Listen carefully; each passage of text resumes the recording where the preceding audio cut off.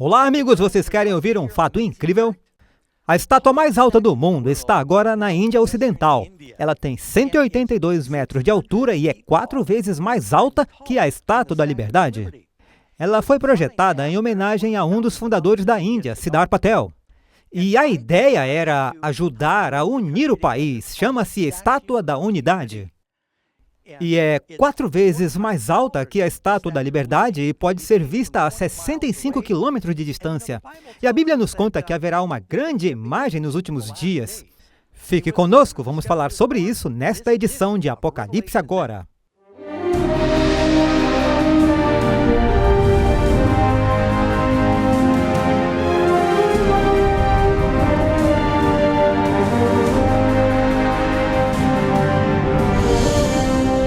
Então, esse é o nosso título, Curvando-se a Besta, para o estudo de hoje.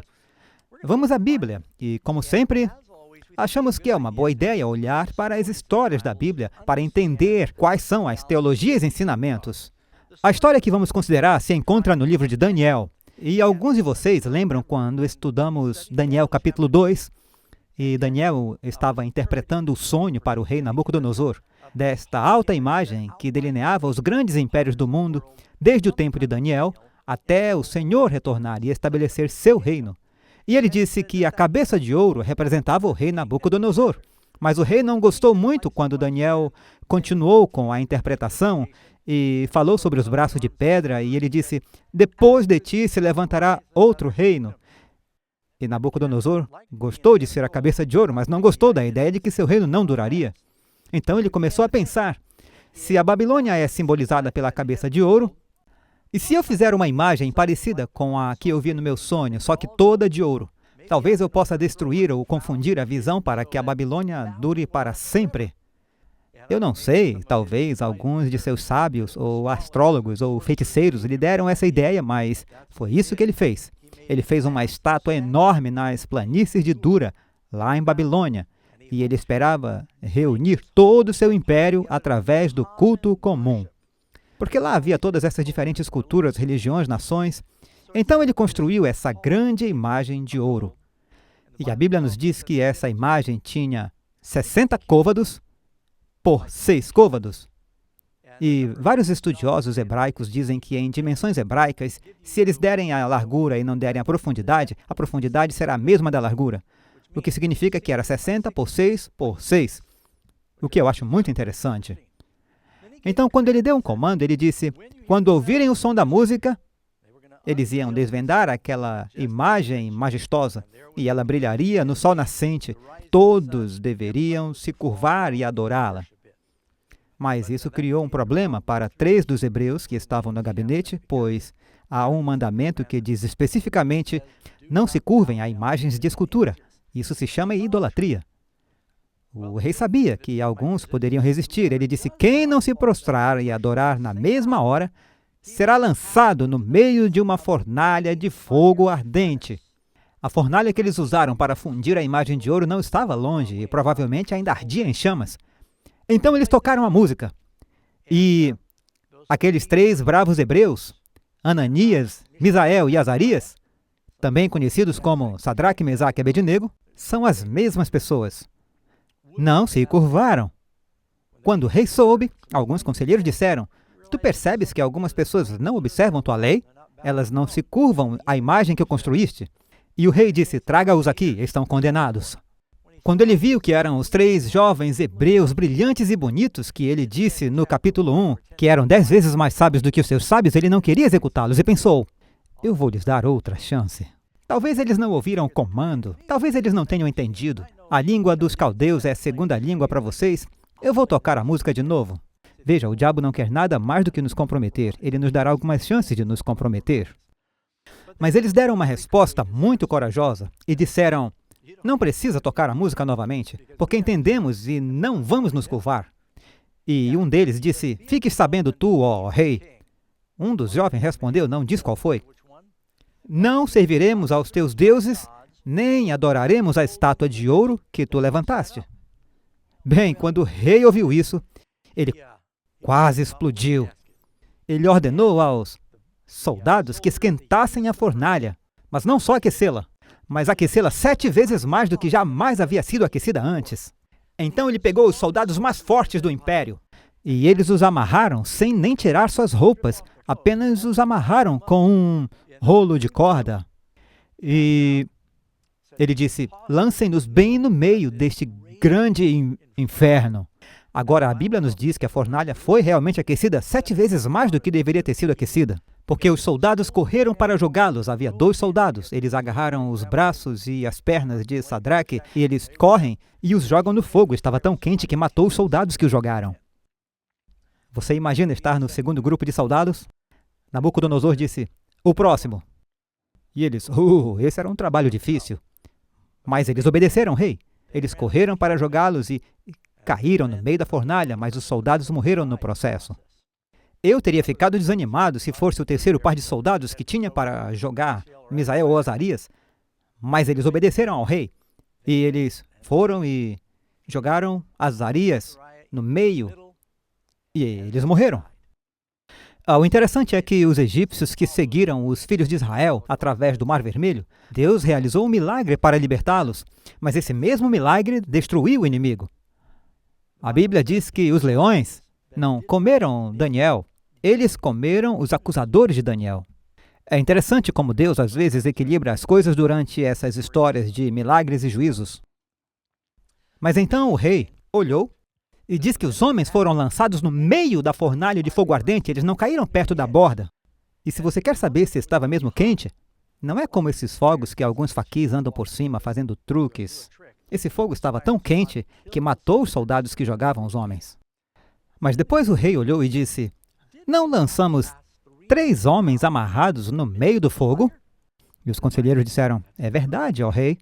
E ele disse, o que está acontecendo? Eu vejo 4 homens soltos andando no meio do fogo. E a forma do quarto é como a do Filho de Deus. Agora, amigos, você pode passar por provas de fogo por não adorar a besta e a sua imagem nos últimos dias, mas Deus promete, nessas provações de fogo, Jesus estará conosco.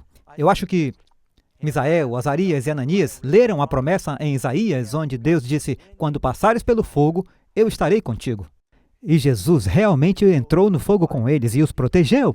E a única coisa queimada foram as cordas que os prendiam. E o rei Nabucodonosor disse, venham adiante. Ananias, Misael e Azarias. Ele disse, não há Deus como este. E o rei emitiu um decreto, que ninguém poderia falar contra Jeová. Veja, o Senhor realizou através de Sadraque, Mesaque e Abednego nas planícies de Dora, naquele dia, o que ele estava tentando fazer pela nação hebraica por cerca de 1800 anos. Ele conseguiu que finalmente se levantassem e fossem uma testemunha para as outras nações do poder de Jeová. E ele vai querer um povo que faça a mesma coisa nos últimos dias, que defenderá a lei de Deus quando todos os outros se curvarem. E olhem para a coragem deles. Quando a música tocou e todos se curvaram, eles perceberam que seriam desmancha-prazeres. Eles perceberam que iam aborrecer o rei. Eles sabiam que poderiam perder o seu emprego e suas vidas. Eles poderiam ter dito, a gente se agacha, amarra os sapatos, ajusta as sandálias e não vamos orar para a imagem, mas não vamos fazer um espetáculo. Eles ficaram em pé quando todos se curvaram. Eles sequer pareciam fragilizados. Deus precisa de pessoas assim nos últimos dias que defenderão os mandamentos, independente do que a maioria está fazendo. Portanto, com esse breve pano de fundo, vamos às nossas perguntas. E a primeira pergunta é, como nossa história em Daniel, capítulo 3, se relaciona com o Apocalipse? Bem, vamos para Apocalipse, capítulo 13. E aqui você encontra a passagem sobre a besta e a marca da besta. Eu vou ler a maior parte disso. Acompanhe. E eu fiquei sobre a areia do mar, e vi uma besta surgir do mar, tendo 7 cabeças e 10 chifres, e sobre os seus 10 chifres, 10 coroas, e sobre as suas cabeças, o nome de blasfêmia. E a besta que eu vi era semelhante a um leopardo, e seus pés eram como os pés de um urso, a sua boca como a boca de um leão, e o dragão lhe deu seu poder, e seu trono e grande autoridade. E vi uma de suas cabeças como que de ferida para a morte, e sua ferida mortal foi curada. E todo mundo se maravilhou com a besta. E eles adoraram o dragão que dera poder à besta, e adoraram a besta, dizendo, quem é semelhante à besta? Quem é capaz de guerrear contra ela? E foi dada a ela uma boca, falando grandes coisas e blasfêmias. E poder foi dado a ela para continuar por 42 meses. Isso corresponde a um período. E ela abriu a boca em blasfêmia contra Deus para blasfemar o seu nome, o seu tabernáculo e os que habitam no céu. Foi-lhe permitido guerrear contra os santos e de vencê-los. E foi-lhe dado poder sobre todas as famílias, línguas e nações. E todos os que habitam na terra a adorarão, cujos nomes não estão escritos no livro da vida do Cordeiro, morto desde a fundação do mundo. Se algum homem tem ouvido, ouça. Aquele que leva ao cativeiro, irá para o cativeiro. Aquele que mata com a espada, deverá ser morto com a espada. Aqui está a paciência e a fé dos santos. E eu contemplei outra besta, saindo da terra. E ela tinha 2 chifres semelhantes aos de cordeiro, e ele falava como um dragão. Ok, agora perceba uma coisa. Quando falamos sobre a besta do último dia, na verdade, há 2 bestas em Apocalipse 13. Então, na verdade, precisamos dizer a marca das bestas, em certo sentido. Porque, de fato, há 2 bestas que estão em jogo aqui.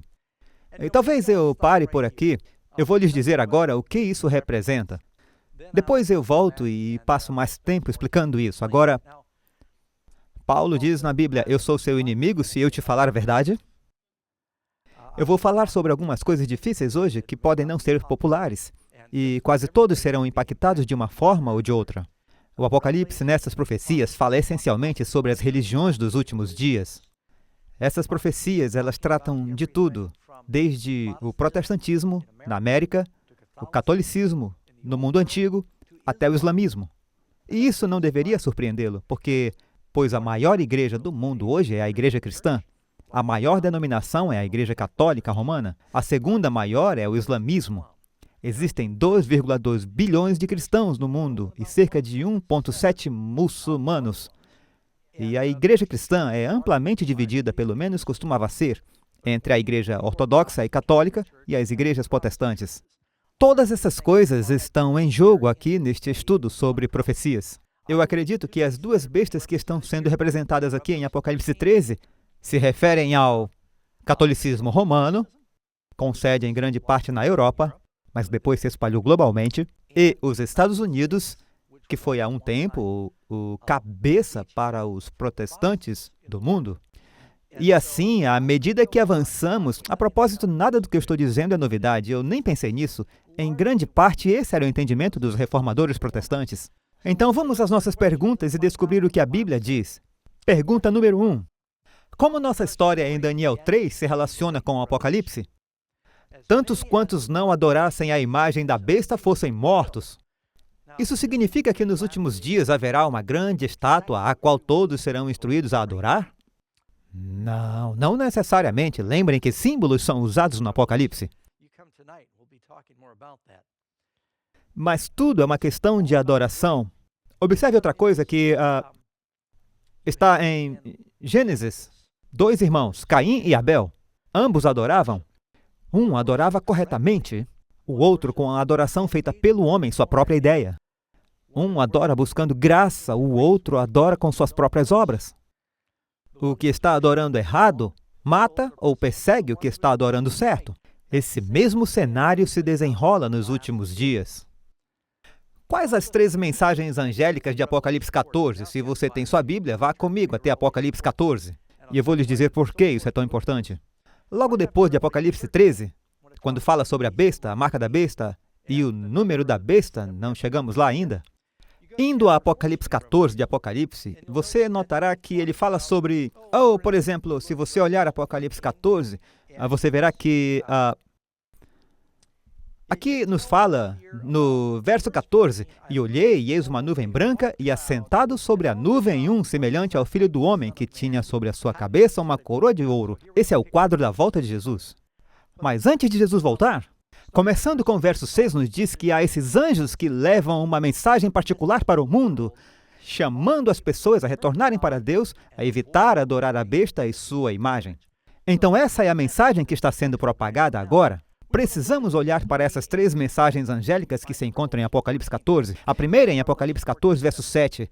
Temei a Deus e dai-lhe glória, porque vinda é a hora do seu juízo. Tivemos um estudo no início da semana que nos ajudou a perceber que estamos entrando na última fase, no plano da salvação, onde há um julgamento celestial ocorrendo. Antes de Cristo vir, uma investigação acontece. Pois o Apocalipse diz, eis que venho e minha recompensa está comigo. Então, para dar a sua recompensa, quando ele vier, deve haver um julgamento antes de ele vir. E diz, e adorai aquele que fez o céu, e a terra, e o mar, e a fonte das águas. Então note que este é um trecho do 4º mandamento, onde diz que em 6 dias o Senhor fez o céu, a terra, e o mar, e a fonte das águas. Então, isso é um lembrete para voltarmos ao Deus da criação, em um mundo em que grande parte agora acredita na evolução. E também é uma mensagem para lembrarmos do sábado. O mandamento que Deus diz, lembrem-se, foi esquecido pela maioria das igrejas cristãs. Então haverá um renascimento do cristianismo primitivo que acontecerá novamente nos últimos dias. É uma mensagem global. É uma mensagem de adoração. Então temos o contraste entre os que adoram a Deus e lembram do mandamento do sábado, e aqueles que adoram a besta e as leis da besta. Então, mais uma vez, o Apocalipse é sobre quem adoramos. Verdadeira ou falsa adoração é o que está em jogo aqui. No mandamento do sábado, aqui está uma citação dele, Êxodo 20, verso 8. Pois em 6 dias o Senhor fez os céus, a terra e o mar, e tudo o que neles há. E ao 7º dia descansou. Por isso o Senhor abençoou o dia de sábado e o santificou, tornou santo. Haverá um retorno entre o povo de Deus para reconhecer e respeitar as coisas que Deus declarou serem santas. Então, agora nós vamos para a nossa mensagem do 2º anjo. Aqui diz, e outro anjo seguiu dizendo, caiu, caiu, Babilônia, aquela grande cidade, que a todas as nações deu a beber do vinho da ira da sua fornicação. Eu estava no estúdio no dia em que tiramos a foto dessa modelo. Vestimos uma modelo como a Babilônia, a prostituta que você vê em Apocalipse 17. E eu me senti muito mal. Ela era uma boa menina cristã e tivemos que vesti-la dessa maneira para obter as fotos. Mas retrata o que você vê em Apocalipse 17. Babilônia, a mãe das prostitutas. É tipo o conglomerado das religiões falsificadas que você vê nos últimos dias. Falaremos mais sobre isso. Temos uma lição do capítulo 17 de Apocalipse. Então é um aviso sobre Babilônia, essa religião falsificada, e o povo de Deus está sendo chamado para fora da Babilônia. E então a mensagem do 3º anjo, se alguém adorar a besta e a sua imagem, e receber a marca na testa ou na mão, o mesmo beberá do vinho da ira de Deus, que é derramado sem cálice, derramado sem mistura, no cálice de sua indignação. É a maldição mais terrível da Bíblia.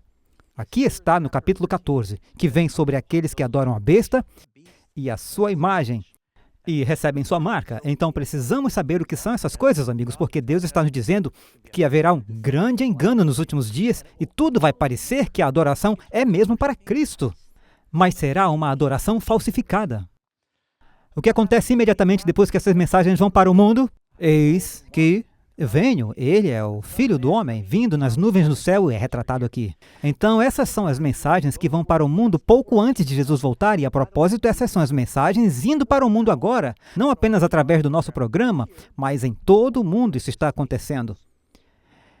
Então, estamos falando sobre a marca da besta, que aprendemos que há 2 bestas em Apocalipse 13.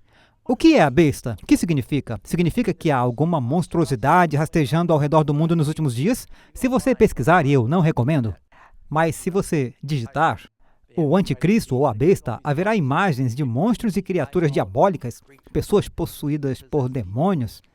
E não é nada disso. Vamos deixar a Bíblia se explicar. O que é a besta? Vamos para Daniel 7. O Apocalipse, falando sobre a besta, é tirando de onde Daniel usou as bestas para falar sobre nações. Daniel 7,17, esses grandes animais que são 4 reis, ou reinos. O 4º animal será o 4º reino sobre a terra. Então, o que a besta representa? Falamos sobre isso antes. Se você disser águia, de que país você está falando? Dos Estados Unidos. Se você disser dragão, você pensa em quê? China? Então, ainda fazemos isso hoje. O urso é Ruskis, da Rússia. Você vê em Daniel 8:20, aquele carneiro que viste tem 2 chifres, são os reis da Média e da Pérsia. Um era Medo-Pérsia, o outro chifre um pouco menor. O menor era a Média, a maior era a Pérsia. O bode peludo, outra fera que aparece. Ele é o rei da Grécia. Bem, quando falamos sobre a besta no último dia, estamos falando de um poder, mas não é apenas um poder político, é uma adoração convincente. Então, é um poder político-religioso nos últimos dias. Como a Bíblia identifica a besta? Diz, eu pus-me sobre a areia do mar. Agora veja Apocalipse 13. E diz, eu pus-me sobre a areia do mar. Você lê em Apocalipse 17, o mar representa multidões de povos e nações. É uma área altamente povoada da civilização. Esta besta surge de uma área civilizada densamente povoada, onde há multidões de povos, nações e línguas. E diz que o mar está meio tempestuoso. Essa besta aparece. E como a besta se parece? Ela tem 7 cabeças, 10 chifres. Vimos uma besta assim em Daniel. Também encontramos em Apocalipse capítulo 12. E 10 coroas sobre suas cabeças. O Império Romano. Divididos em 10 reinos que foram governados por reis no início. Eles não são mais governados por reis, a maioria não. E com nomes de blasfêmia. Um Deus muito blasfemador. Agora, a besta que eu vi era como um leopardo, veja isso. Essa besta agora é um composto de Daniel 7. Daniel 7 diz, há um leão, um urso, um leopardo, e depois essa besta estranha, indescritível. Aqui diz, e a besta que eu vi era semelhante ao leopardo, e os seus pés como os de urso, e a sua boca como a de leão, e o dragão deu-lhe o seu poder, e o seu trono e grande autoridade. Alguém disse, em Daniel tem leão, urso, leopardo, Roma. E essa fera está olhando para o outro lado. Tem a fera, e depois o leopardo, depois tem o urso, o leão. Por que isso? Bem, é porque João, quando teve a visão, ele estava olhando para os reinos. Quando Daniel teve a visão, ele estava olhando para frente. Então, historicamente, está na ordem exata em que o profeta estava vendo. Portanto, fica claro nesses reinos que Babilônia era o leão, Medo-Persa era o urso, o leopardo de 4 cabeças era Alexandre, que morreu e ficaram 4 generais. Desse modo, isso nos fornece 8 critérios aqui, que são dadas nessa passagem, que identificam marcas que ajudam a descobrir a besta. Se eu dissesse, certo, você tem que criar uma senha para o seu computador e você só pode escolher um dígito. Quantas opções você tem? Se é um número, você tem 10 opções, do 0 ao 9. Um dígito, certo? Se eu disser pode usar 2 dígitos, aí aumenta bastante as diferentes opções, até 100. Quer dizer, 99. 3 dígitos, há bem mais opções. Quando chegamos a 8 dígitos, será muito difícil eu adivinhar a sua senha. Vamos encontrar 8 critérios, onde todos se alinham e nos ajudam a identificar, sem dúvida, qual é a besta que está sendo falada nessas profecias. Agora, aqui diz, deixe-me voltar, diz que sobe do mar. O poder e o assento vêm do dragão, que era Roma, governando o mundo. Naquela época, o diabo governava através de Roma. Uma potência mundial, é uma potência global, é culpado de blasfêmia, governa por 42 meses, isso nos dá um período de tempo. Então é ferida de morte, mas a ferida mortal é curada e ela volta. Persegue os santos de Deus, é um poder perseguidor. Daí vem um número misterioso para ajudar a identificá-lo. Esse número é o qual? 666, certo? Tudo bem, agora deixe-me dizer, o que eu estou compartilhando com você não é original. Todos os reformadores protestantes, e eu vou repetir isso mais tarde porque nem todo mundo vê todos os programas. Martinho Lutero, João Calvino, John Wesley, Charles Spurgeon, Zwingli, Mallinckrodt, Tyndale, Whitefield, Kramer. Podemos nomear vários dos grandes protestantes reformadores. A propósito, a maioria deles eram padres católicos que estavam tentando reformar a igreja. Ouçam o que eles disseram. Martinho Lutero era um padre católico. Ele disse, temos que reformar a igreja. E lendo a Bíblia, ele disse, Ele disse, nossa igreja é a besta. As epístolas de Paulo, Pedro, Judas. Este reino do anticristo, predito e descrito na Bíblia, era o papado. Estes são ensinamentos de Martinho Lutero da história da Reforma. Aqui tem uma de Calvino. Ele era um grande líder presbiteriano. A maioria dos batistas são calvinistas. O que ele ensinou? Algumas pessoas acham muito severo e sensível chamarmos o pontífice romano, quer dizer, o Papa, de anticristo. A propósito, Calvino era um padre católico que acabou reformando ou protestando contra o que estava acontecendo. Mas os que são dessa opinião não consideram que trazem a mesma acusação de presunção contra o próprio Paulo. Depois de que falamos, cuja linguagem adotamos, mostrarei brevemente que palavras de Paulo em 2 Tessalonicenses 2 não são capazes de qualquer outra interpretação além daquela que as aplica ao papado. Então, todos eles ensinaram isso. Você não ouve muito sobre isso agora porque é muito incorreto politicamente, mas isso é o que os reformadores ensinaram. E eu devo mencionar aqui, existem pessoas adoráveis em muitas diferentes igrejas. Eu vou falar sobre a profecia americana, sou um americano leal. Eu sou feliz com o privilégio de ser um membro desse país, mas eu vou falar sobre a profecia americana e o futuro não é lisonjeiro. Eu fui para 2 escolas católicas diferentes, tenho muitos amigos católicos. Eu posso falar sobre o catolicismo, eu vou falar sobre o protestantismo. Sendo bem claro, existem boas pessoas que você vai encontrar no céu de todas essas igrejas diferentes, mas temos que dizer o que a Bíblia diz. Espero não ofender ninguém. Ok, pergunta número 5. Vamos olhar para os diferentes critérios agora, então tenha paciência comigo. Essa besta surge do mar. O que o mar ou a água simbolizam? Lemos lá em Apocalipse 17:15.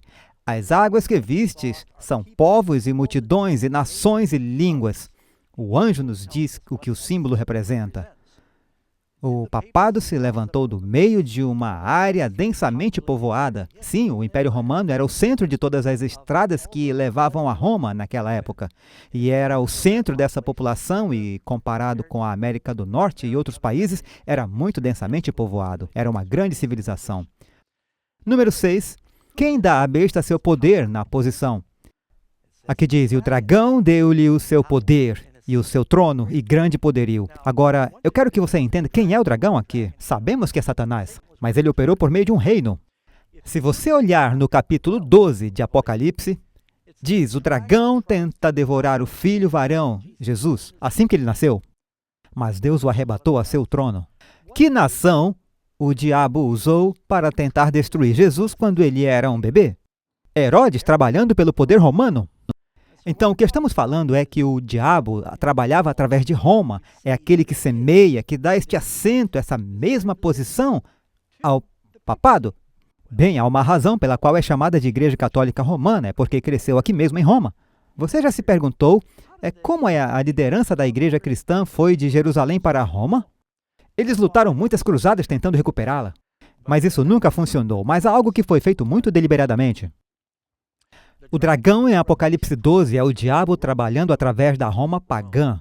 Roma pagã é Roma governada por Césares, não é Roma sendo governada por papas.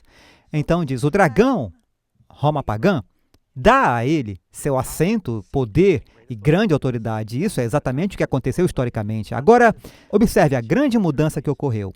Por anos, o diabo tentou destruir o cristianismo através da perseguição.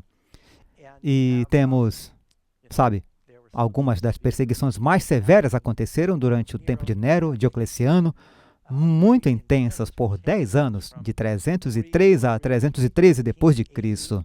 Você já ouviu falar de leões sendo alimentados por cristãos no Coliseu? Eles foram queimados na fogueira, eles foram embrulhados em sacos de couro e alimentaram animais selvagens, e foi simplesmente terrível o que eles fizeram.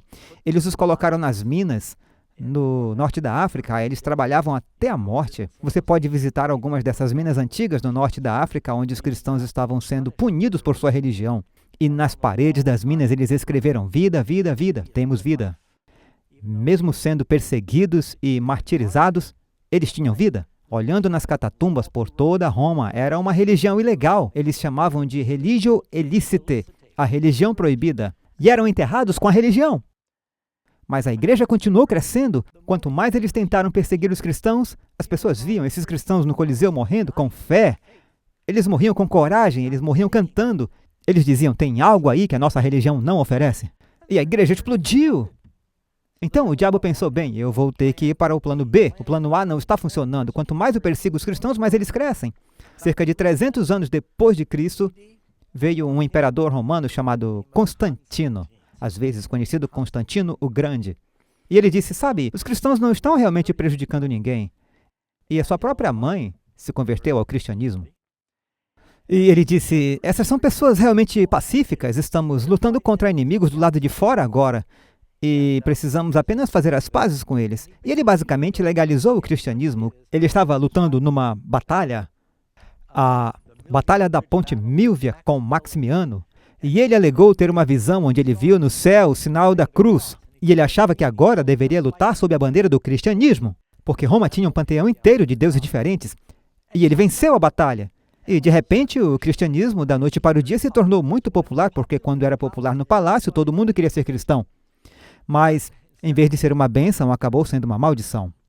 Porque o que aconteceu foi que, em toda Roma, eles tinham todos aqueles sacerdotes que adoravam deuses pagãos. Quando eles perceberam que o imperador agora estava legalizando o cristianismo, eles disseram, olha, nós podemos ser cristãos. E eles mantiveram muitos de seus costumes e ostensivamente disseram, sim, nós seremos cristãos também. E eles levaram alguns templos pagãos e começaram a chamá-los de igrejas.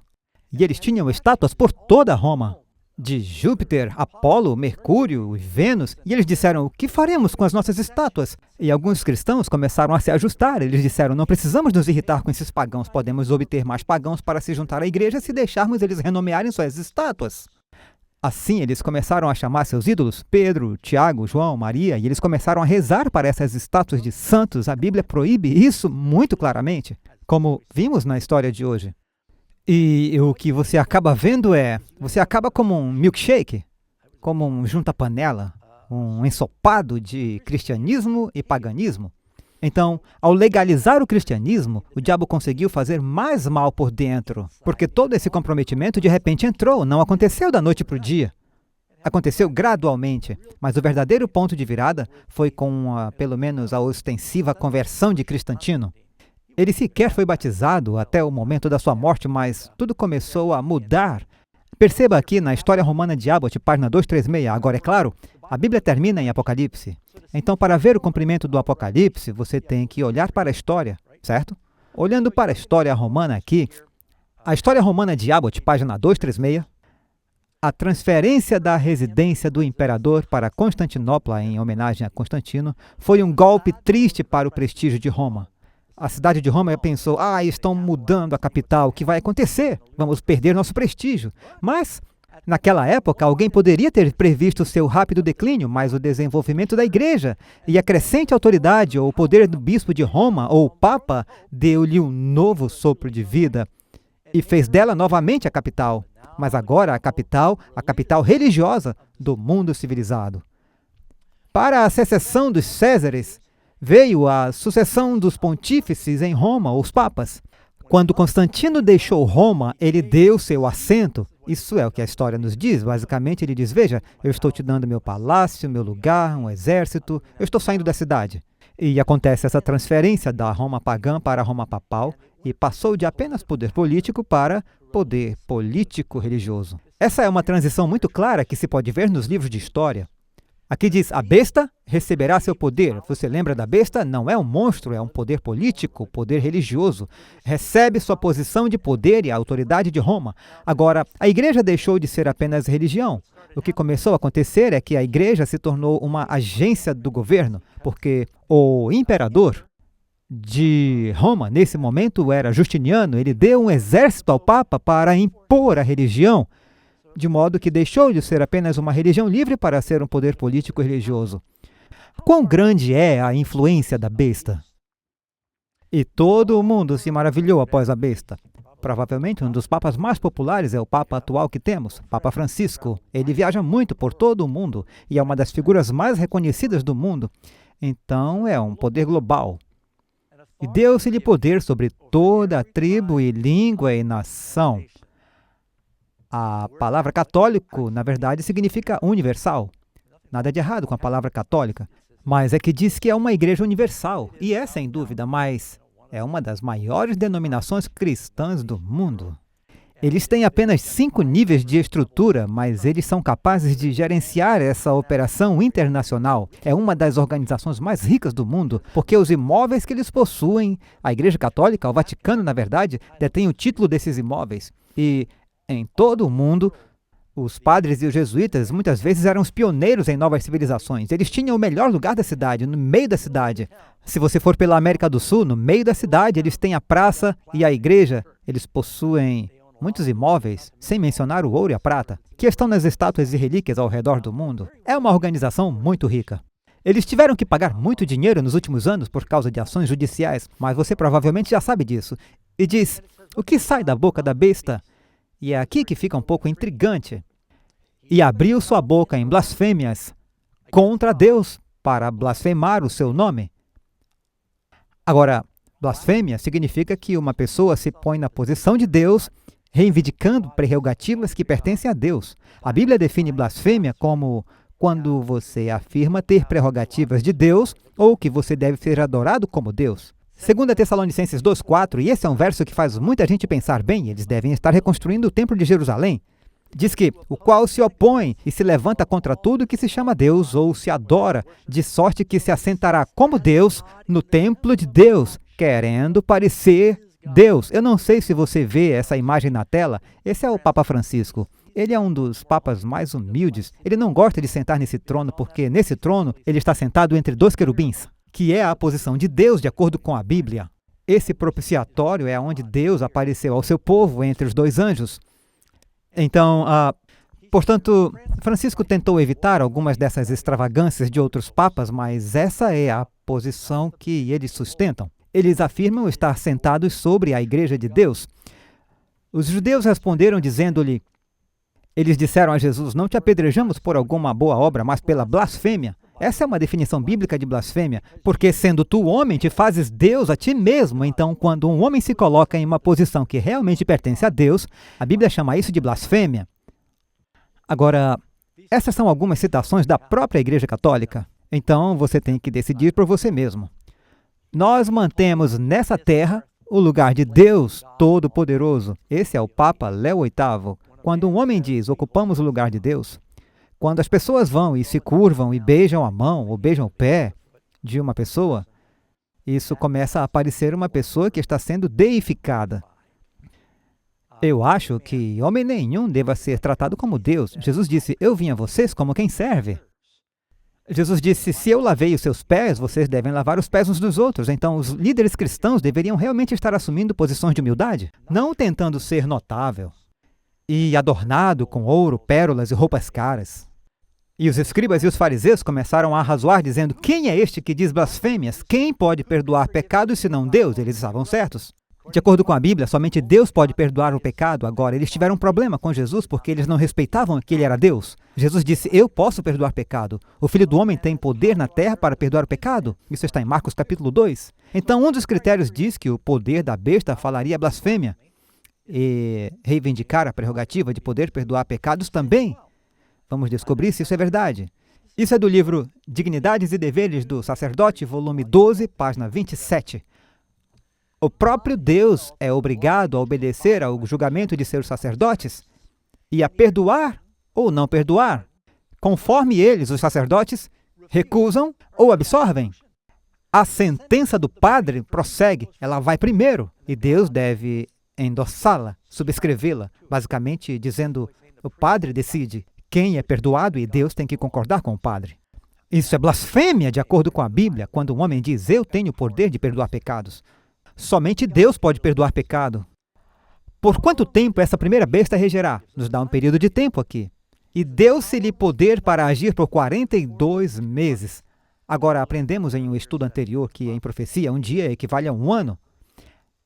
A supremacia legalmente reconhecida do Papa começou em 538, anote essa data, 538 d.C., quando entra em vigor um decreto do imperador Justiniano, fazendo o bispo de Roma dirigir sobre todas as igrejas. Vejam, foi um imperador romano quem tomou essa decisão, não Deus.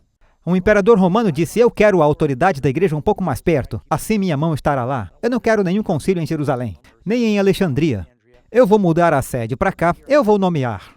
O bispo de Roma será o novo chefe da igreja, e eu vou dar a ele um exército para fazer cumprir seus decretos. E foi o que aconteceu. E o definidor de doutrina e o corretor de hereges, e tudo isso foi estabelecido por um imperador romano, pagão, não pela igreja. Virgílio subiu à cadeira papal em 538 d.C., sob a proteção militar de Belisário. E foi exatamente isso que aconteceu. Então marque essa data, 538. Realmente se tornou um poder político e religioso e as coisas mudaram. O que aconteceu com a besta depois dos 42 meses? Agora, dia e ano. A propósito, tem um número que continua aparecendo na profecia. Você o encontra em Daniel, em Apocalipse, em Reis. Nos ensinamentos de Jesus são 3 anos e meio.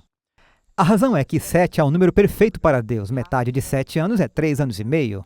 7 é um ciclo completo perfeito. 3 anos e meio é uma interrupção, um corte, que representa na Bíblia perseguição, problemas, algo acontece. Jesus ensina 3 anos e meio e ele é crucificado.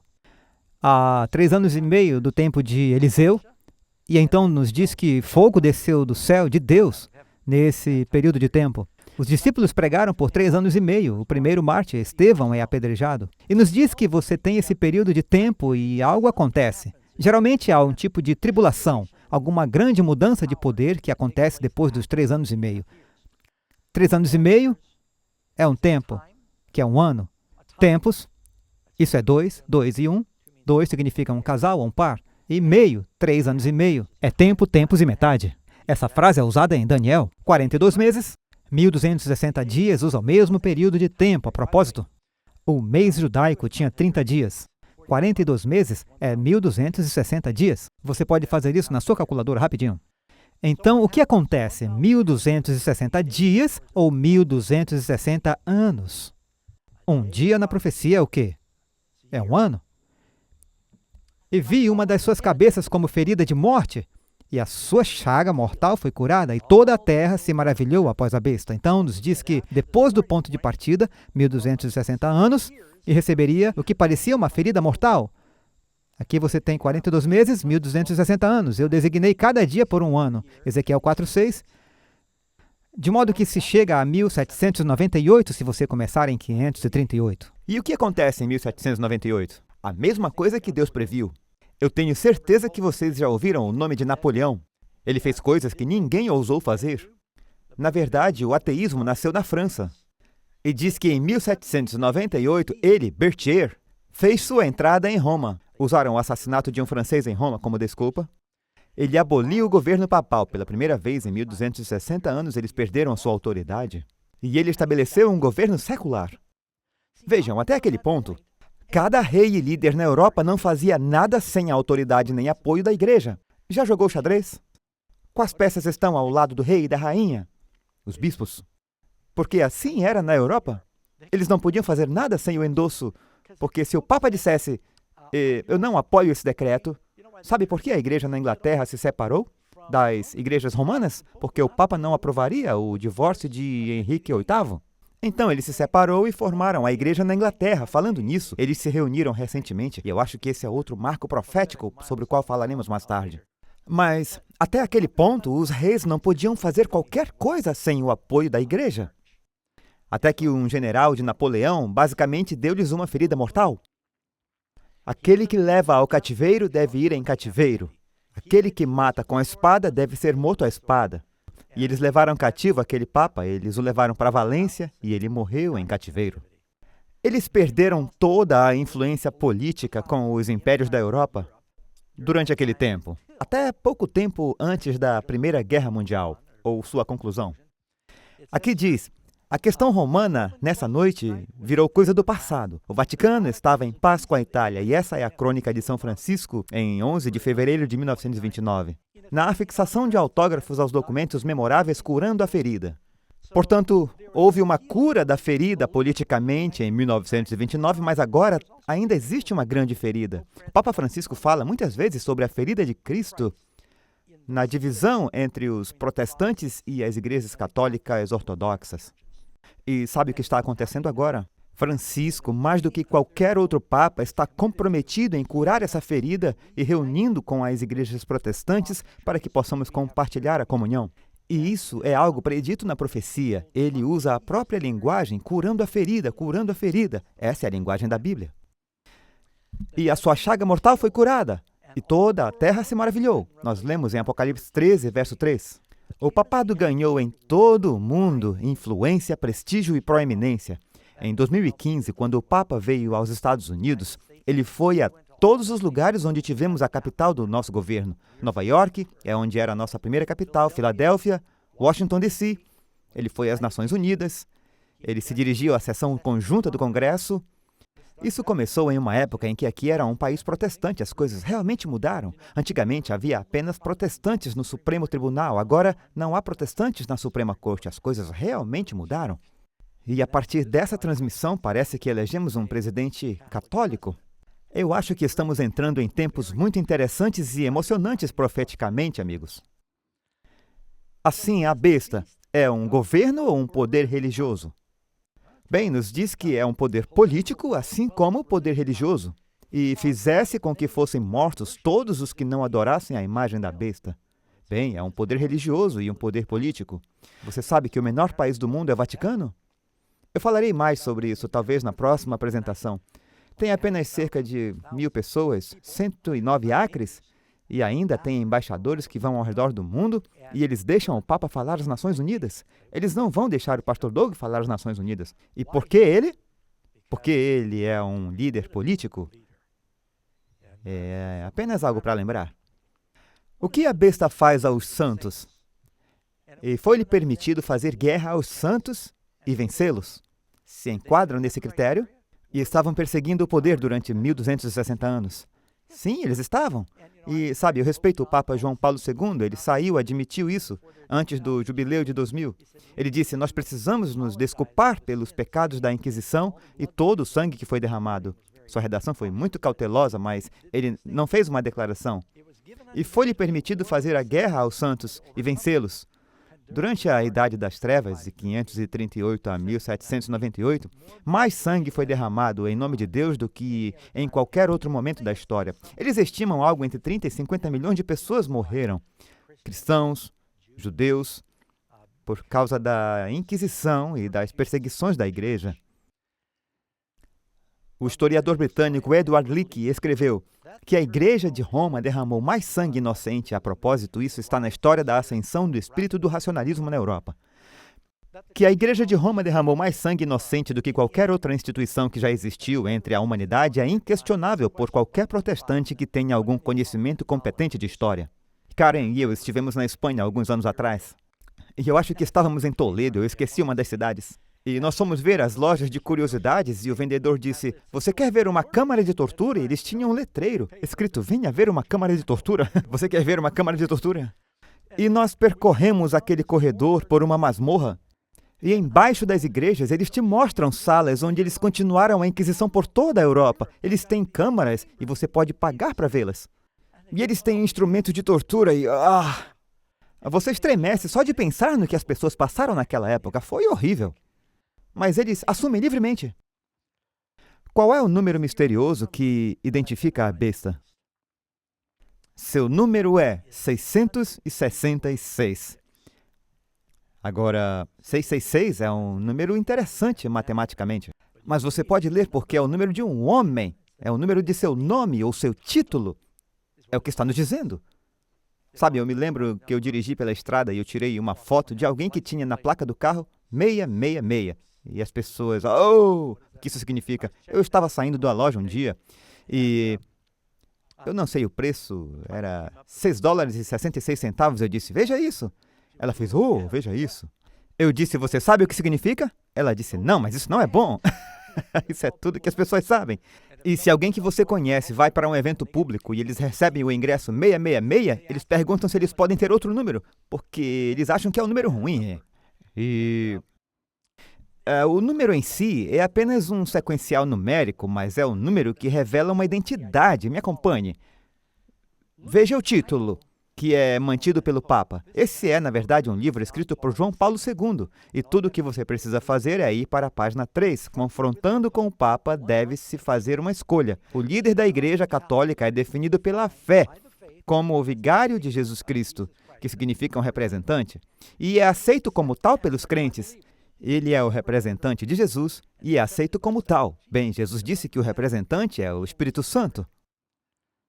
O Papa é considerado o homem na terra que representa o Filho de Deus, que toma o lugar da segunda pessoa do Deus onipotente da Trindade. Você entendeu isso?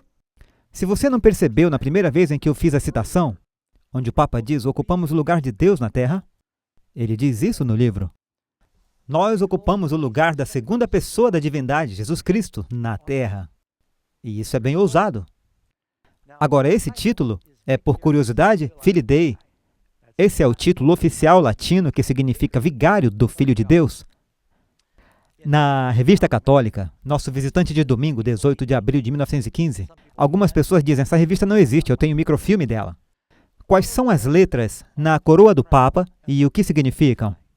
As letras na coroa do Papa são estas, Vicarius Filii Dei, que vem do latim para vigário, filho de Deus.